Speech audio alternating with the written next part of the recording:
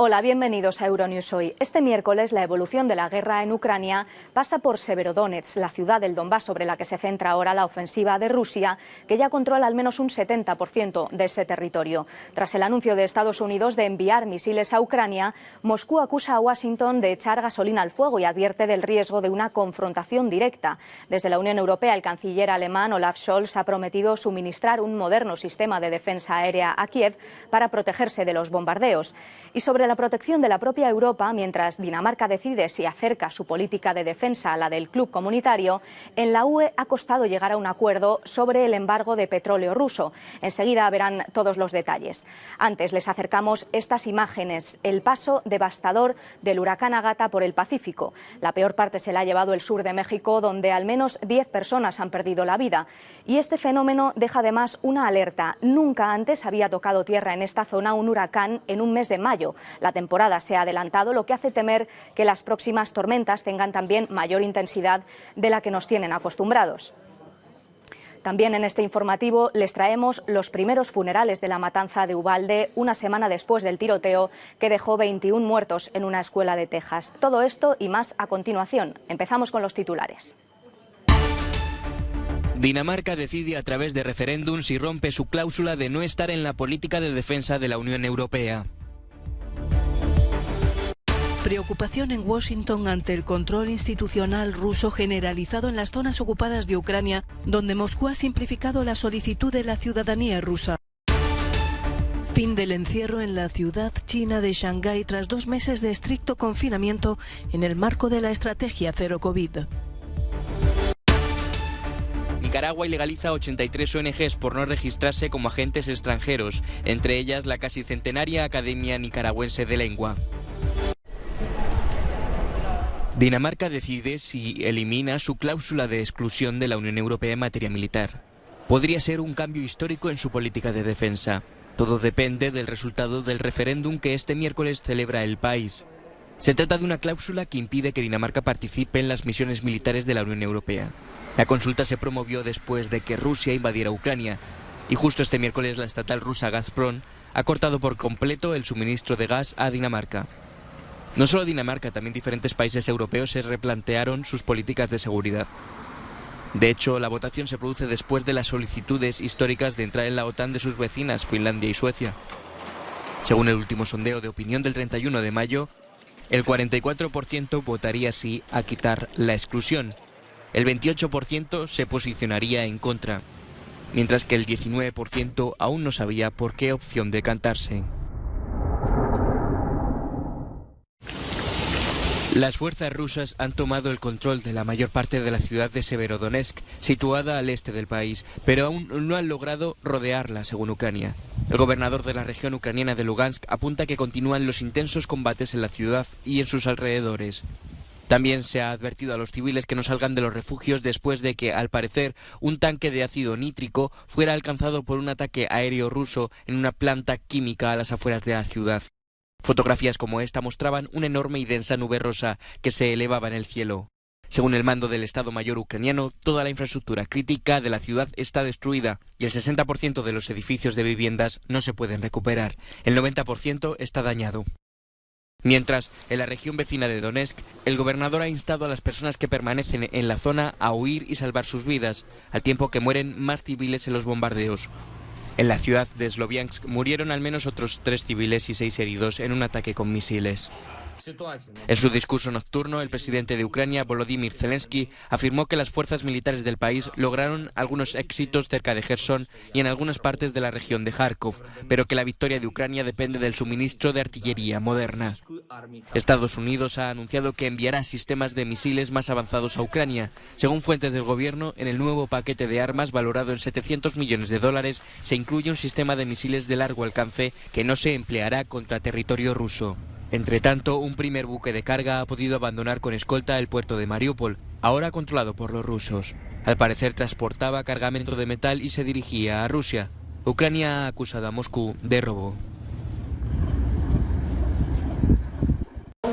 Moscú simplifica los trámites para solicitar la ciudadanía rusa a los residentes de las regiones ucranianas ocupadas de Gerson y Zaporilla. El Departamento de Estado estadounidense ha expresado su preocupación al ver en este proceso un paso previo a la anexión rusa de Jersón y Mariúpol como parte clave de un corredor terrestre desde el Donbás hacia Crimea. Seguimos preocupados por los pasos que está dando Rusia para institucionalizar el control sobre el territorio soberano de Ucrania, en particular en la región de Jersón.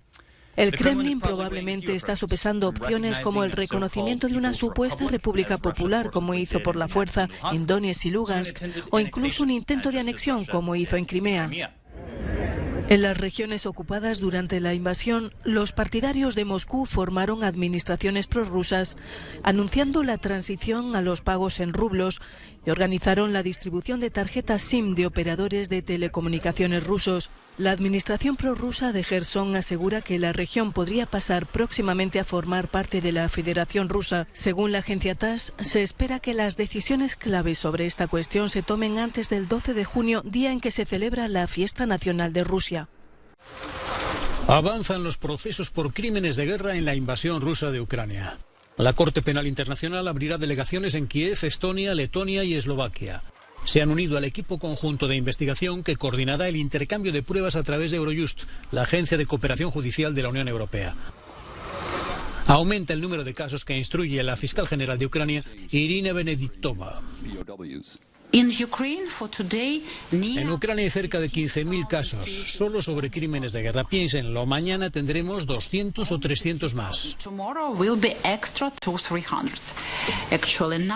Ahora en esta categoría de casos tenemos cerca de 80 sospechosos, 80 personas a las que podemos empezar a procesar.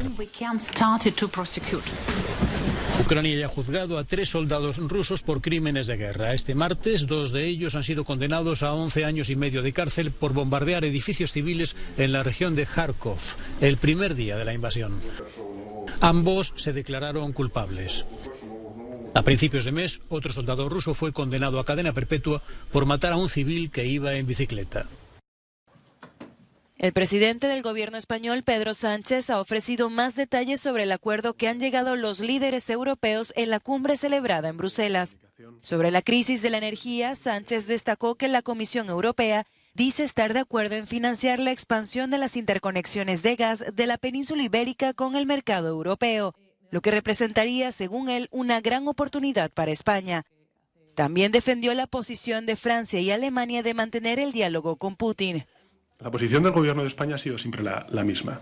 A lo largo de estas últimas décadas, nuestra capacidad de regasificación y también de almacenamiento de ese gas natural licuado, que lo hemos pagado con el esfuerzo de los contribuyentes, hombre, creo que le toca a la Unión Europea pagar esas interconexiones. Y lo he dicho públicamente, nosotros estamos a favor de que se hable con Putin, porque tenemos que, al mismo tiempo que ser duros en la respuesta, como estamos siendo, contundentes en la respuesta, tenemos que contar con una vía diplomática abierta para que efectivamente se pueda lograr cesar las hostilidades en Ucrania y, por tanto, abrir una vía diplomática que logre un alto el fuego y la paz. Ahora bien, eso tiene algunas premisas importantes, que las sanciones económicas no van a terminar hasta que no salga el último soldado ruso de Ucrania. Gracias.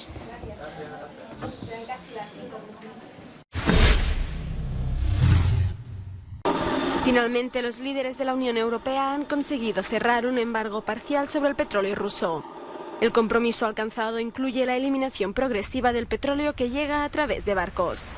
Pero habrá una excepción para el petróleo transportado a través de oleoductos, como el de Druzhba, que da servicio a Hungría, República Checa y Eslovaquia, y que representa solo el 10% de todas las importaciones de petróleo de la Unión Europea. ¿Cómo afectará la financiación de la agresión rusa contra Ucrania?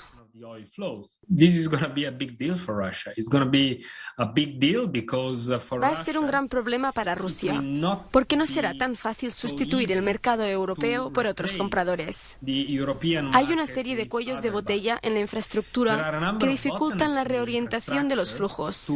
La infraestructura petrolera nacional en Rusia, la capacidad de los puertos para aumentar los envíos, la capacidad de encontrar todos los petroleros necesarios para ello, y también el hecho de que enviar estos petroleros a Europa lleva mucho menos tiempo que enviarlos a Asia.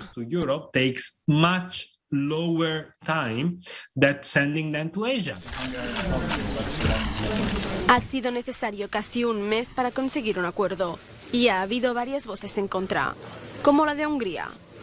El país liderado por Viktor Orbán ha negociado con éxito una excepción indefinida al petróleo por oleoducto, algo de lo que también se beneficiarán Polonia y Alemania hasta finales de año, y que ha levantado varias críticas. Alemania ha hecho un gran trabajo para librarse de la dependencia del petróleo ruso. Y por eso esperábamos que el cese de las importaciones de petróleo ruso fuera inmediato. Algunos decían que a finales de verano. Y ahora es a finales de año.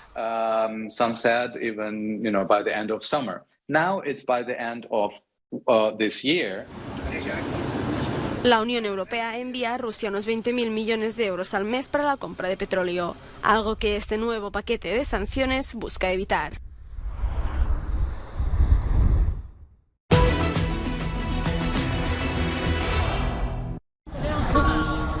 Cuenta atrás para la libertad. En Shanghái, una multitud se reunió a lo largo de la icónica zona ribereña cuando el reloj marcó la medianoche, marcando así la reapertura de la mayor ciudad de China el miércoles, tras 2 meses de encierro por la COVID-19. La megalópolis de más de 25 millones de habitantes sale de su prolongado aislamiento bajo las férreas restricciones aplicadas por las autoridades chinas. He venido al río Huangpu con mi familia para celebrar el levantamiento de las restricciones. Espero que no vuelva a haber una situación así y que en el futuro no dejemos que la pandemia afecte a nuestras vidas, decía este residente. Shanghái vuelve poco a poco a la normalidad. Respecto a los más de 20.000 casos diarios en abril, este lunes la ciudad registró apenas una treintena de contagios, tras aplicar la estrategia de cero COVID. Sin embargo, 500.000 de personas de una zona de la ciudad permanecerán confinados todavía hasta que no haya casos en sus distritos.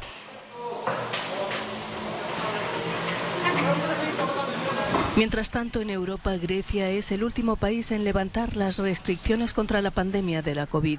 A partir del 1 de junio se suprime el uso de mascarillas en la mayoría de los lugares, excepto en el transporte público, los hospitales y los centros de atención a personas mayores.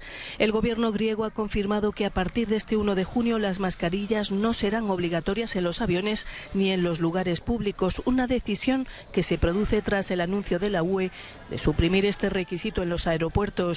Sin embargo, la recomendación sobre el uso de la mascarilla difiere entre los diferentes Estados miembros, dependiendo de la aerolínea y del país de procedencia y destino. Una jornada de protesta se vivió este martes en la localidad marroquí de Castillejos. Al menos un centenar de trabajadores exigieron a las autoridades españolas que se les permitiera cruzar a Ceuta sin necesidad de visado, tal y como ocurría hace 2 años antes del cierre de la frontera. Por ahora solo pueden cruzar los residentes de la UE, personas con visado europeo o trabajadores marroquíes que tengan un contrato en vigor en Ceuta o Melilla. Sadia El Ouari perdió su trabajo tras el cierre y asegura que no podrá encontrar uno nuevo si no se le permite el paso. El visado es para Europa y no para este caso. Yo veo Ceuta desde mi terraza. Somos vecinos. Esto no puede ser posible porque es como si necesitaras un visado para ir a casa. Se suponía que íbamos a volver hoy 31 de mayo, tal y como nos indicó el ministro del Interior de España, Fernando Grande Marlaska. Según él, los trabajadores debían entrar este martes en Ceuta, pero para nuestra sorpresa se nos prohibió cruzar la frontera. La razón es que se necesita un visado para cruzar. La protesta coincide con la segunda fase de la apertura de los pasos entre Marruecos y las ciudades españolas, en la que se ha añadido el paso de los trabajadores transfronterizos este martes. Se desconoce si España y Marruecos llegarán a un acuerdo para reimponer la exención de visado, luego de haber superado aparentemente la crisis diplomática entre ambos. Las más afectadas son las mujeres, que trabajan como empleadas del hogar o como porteadoras, dedicadas al tráfico irregular de mercancías y que nutrían la economía local marroquí. Nicaragua ilegaliza 83 ONGs, entre ellas la Academia Nicaragüense de la Lengua, que tiene más de 94 años de historia. El gobierno la acusa, al igual que al resto, de no registrarse como agente extranjero.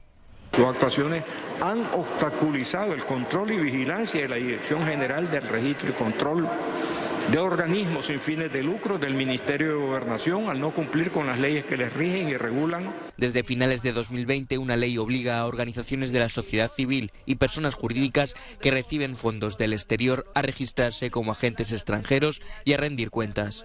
El gobierno la elaboró porque cree que emplean los fondos recibidos para intentar un golpe de Estado con apoyo de Estados Unidos.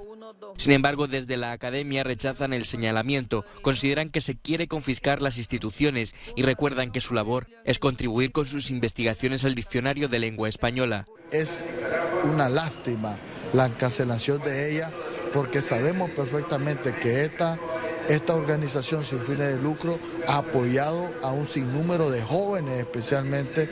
Con esta nueva tanda, el gobierno de Ortega suma ya más de 300 entidades canceladas desde 2018, cuando se produjeron unas protestas antigubernamentales que dejaron más de 355 muertos y miles de exiliados, según la Comisión Interamericana de Derechos Humanos.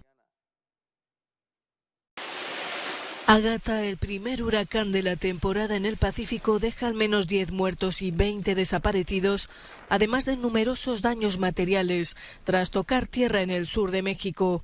El ciclón, que se degradó a tormenta tropical en tierra, provocó la crecida de los ríos y su posterior desbordamiento, inundando la pequeña comunidad de San Isidro del Palmar. Ágata ha puesto en alerta máxima a 75 municipios en Oaxaca y en alerta naranja a unas 300 localidades de Oaxaca y Chiapas, estados del sur del país con alta población indígena. Ágata fue más prolongado y resultaron dañados todos los negocios aquí en la playa. Los equipos de emergencia trabajan para despejar las carreteras bloqueadas en una franja de playas turísticas y pueblos pesqueros del sur de México, como Mazunte, donde los vecinos hacen recuento de los daños ocasionados por el ciclón.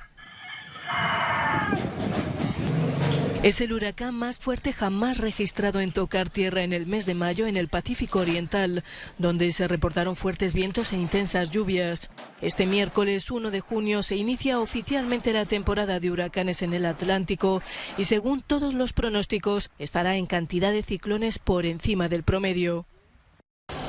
En este féretro está el cuerpo de Amerí Jo Garza. Tenía 10 años y fue asesinada hace una semana junto a otros 18 compañeros y 2 maestras en la escuela primaria de Ubalde.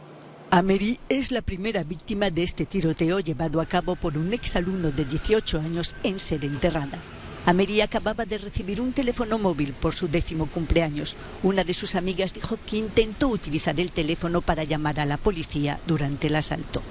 Otra niña, Maite Yureana Rodríguez, también de 10 años, fue enterrada posteriormente. Como ellas, la mayoría de las víctimas no tenían más de 11 años. Los funerales coincidieron con un nuevo tiroteo este martes en otro centro escolar estadounidense, en esta ocasión en una universidad de Florida, en el transcurso de una ceremonia de graduación de estudiantes de secundaria. Al menos una mujer murió y 2 hombres resultaron heridos. La isla griega de Ítaca, patria del homérico Ulises, se enfrenta a un grave problema de contaminación marina. Por segundo año consecutivo, las ONG Healthy Seas y Ghost Diving han emprendido la limpieza del fondo marino. Hace 10 años cerraron 2 piscifactorías después de 20 años de actividad. Los propietarios abandonaron la isla y abandonaron también las redes de plástico y el resto de equipos. Nos enfrentamos a algo que nunca habíamos visto antes, un crimen medioambiental trágico e impactante. Hasta ahora nos hemos centrado en las redes fantasma, las llamadas redes de pesca perdidas o abandonadas accidentalmente que siguen capturando vida marina después de haberse perdido. Aquí nos hemos enfrentado al fenómeno llamado granjas fantasma, instalaciones agrícolas enteras abandonadas. Durante muchos años nadie se interesó por esta contaminación. Ningún gobierno, ningún ministro de Medio Ambiente ha pedido a las 2 empresas que limpien el mar. Unos cuantos vecinos publicaron fotos submarinas en las redes sociales e informaron a la ONG Healthy Seas, que decidió actuar. Los retos de este proyecto son el peso y la cantidad de las redes de pesca. Son muy grandes. Tenemos que arrastrarlas de 20 a 35 metros de profundidad. El levantamiento en sí no es peligroso, pero es mucho trabajo en equipo porque la red es enorme. Hay que tener mucho cuidado para que no se rompa y vuelva a bajar. En el verano de 2021 muchos vecinos dudaban y desconfiaban de los voluntarios extranjeros. El año pasado se retiraron 76 toneladas de basura marina del mar y de la costa de la isla. Además de la limpieza, el objetivo de la acción de este año es formar a los pescadores, a los vecinos y a los visitantes para reducir la catastrófica contaminación del fondo marino griego. Con el tiempo, las redes de plástico se descomponen y envenenan a los peces.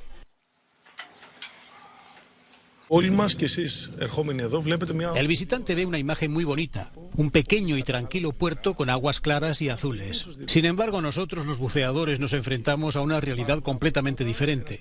El fondo marino está lleno de basura. Puedo decir que parece un inmenso vertedero.